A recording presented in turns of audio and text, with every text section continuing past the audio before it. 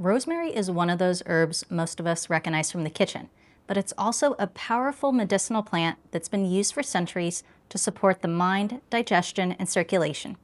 Today, we're taking a closer look at how it's traditionally used, what's happening behind the scenes when people work with it, and a few simple, practical ways to use it safely. Before we talk about uses, let's start with the plant itself. It's an evergreen with needle-like leaves and a strong aromatic scent. It grows as a woody shrub and belongs to the mint family. In herbal practice, the leaves, young shoots, and occasionally the flowers are used, and all of these can be worked with fresh or dried. Now that you have a sense of the plant, let's talk about how it's been used traditionally. It's often described as a tonic or pick-me-up, especially when someone feels mentally tired, low in energy, or run down.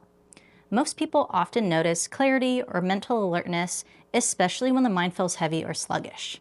Internally, it's also been used to support digestion. That includes things like gas, bloating, and a lack of appetite.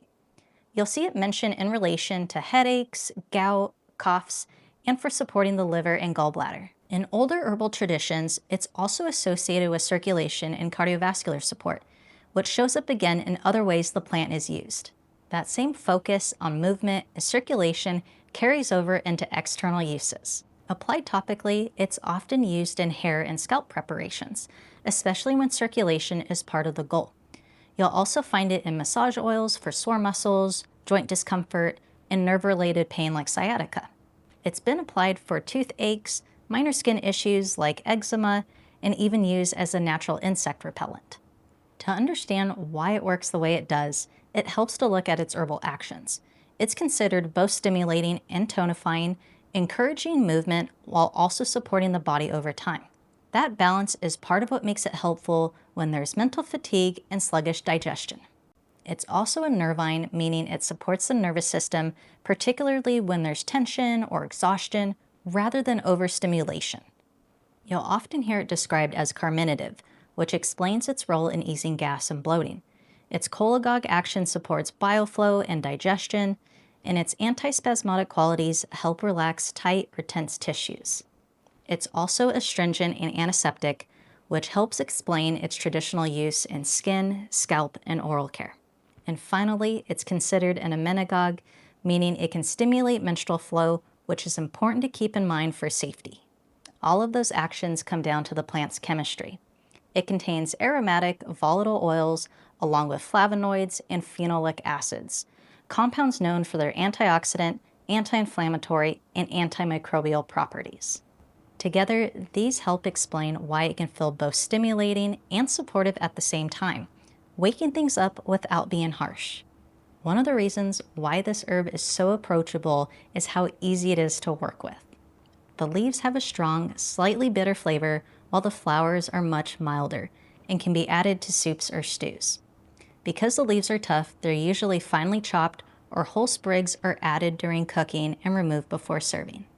It can also be prepared as a tea using fresh or dried leaves, a simple option when digestion or mental clarity is the goal. For external use, it's commonly infused into oils and used in scalp treatments, massage oils, or salves. Even though this herb is common in food, medicinal use deserves a bit more care. Medicinal amounts should be avoided during pregnancy and while breastfeeding beyond what's typically consumed in food. This is due to its stimulating and menstrual moving properties. As with many stimulating herbs, moderation matters. This herb is a wonderful example of how food and medicine can overlap. It's familiar, versatile, and deeply supportive. And just a quick note before we wrap up, everything I share here is for educational purposes only. It's not meant to diagnose, treat, cure, or prevent any disease. Herbs are powerful, and everyone's body is different. So if you're dealing with a health condition, taking medication, or you're pregnant or breastfeeding, it's always a good idea to speak with a qualified healthcare professional before using herbs medicinally.